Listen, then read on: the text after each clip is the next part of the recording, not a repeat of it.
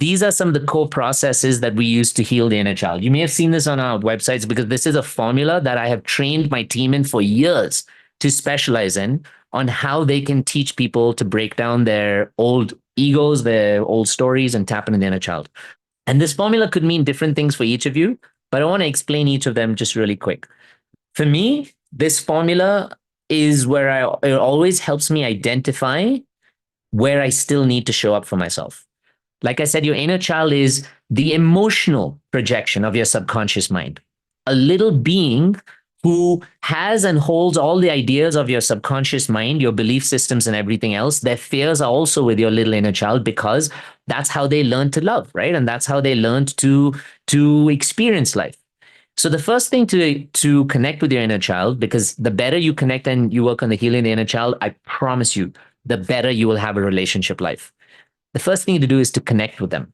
How do I connect with my inner child? An easy, simple way: source some pictures of your childhood self if you can find some. I know I heard some people say, like, I don't have memories of like what I experienced when I was in my childhood, so how will I know what actually hurt me in the way I love?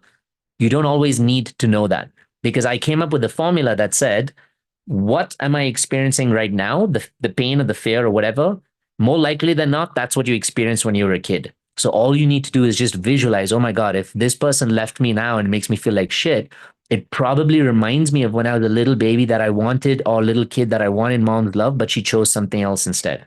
Another sibling, another something else, to work, blah, blah, blah, whatever else it is.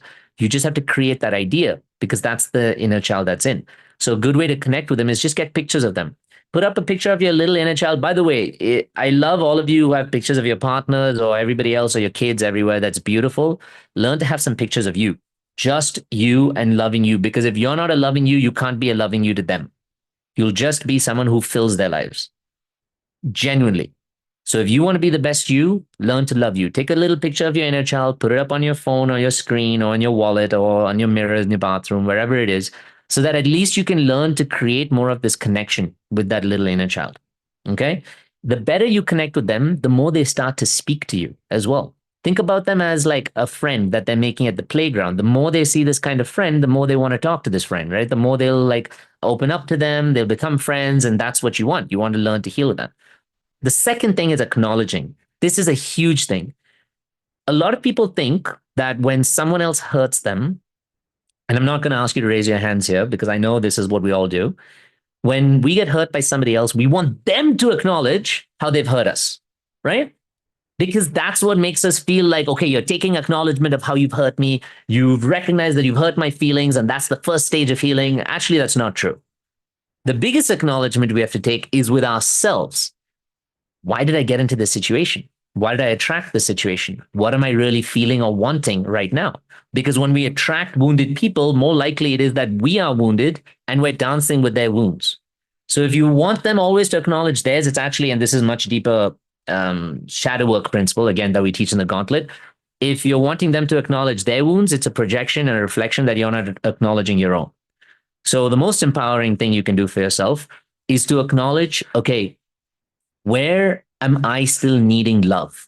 Where is my inner child? Write this down. A good question for yourselves is, where is my inner child still wanting love when I get into relationships?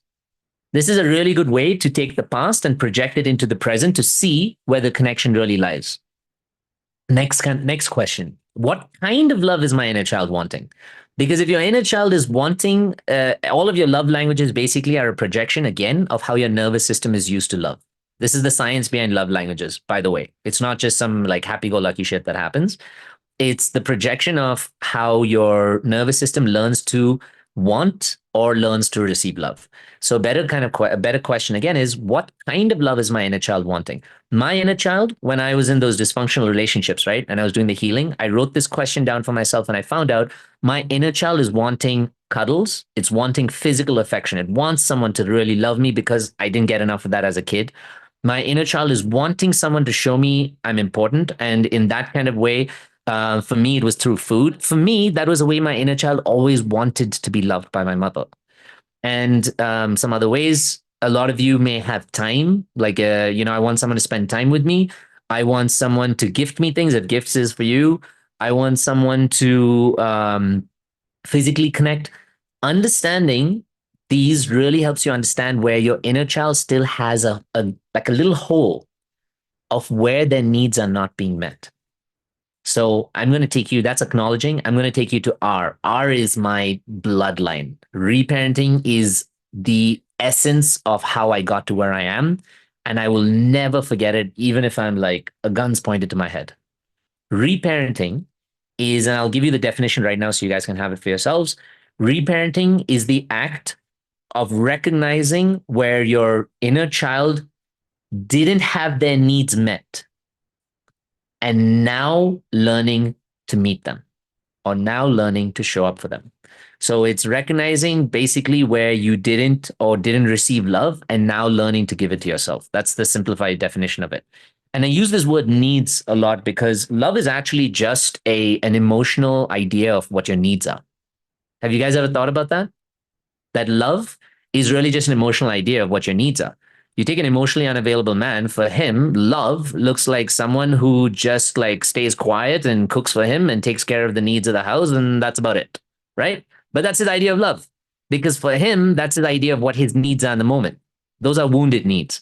But the better you get at understanding, like for example, an anxious attacher, your idea of love is very much someone showing up for you continuously, someone being there, consistency, because those are all the things that you need. You need consistency, you need commitment, you need someone to show up for you because based on where you came from, those are what your needs are. So reparenting is about understanding what your needs are. I want you to write down, what are my needs in a relationship? What are my needs of my inner child in a relationship? The better you understand these, the better you can get at actually completing your own incomplete cycles of love. And then the last piece of this process is around empowerment.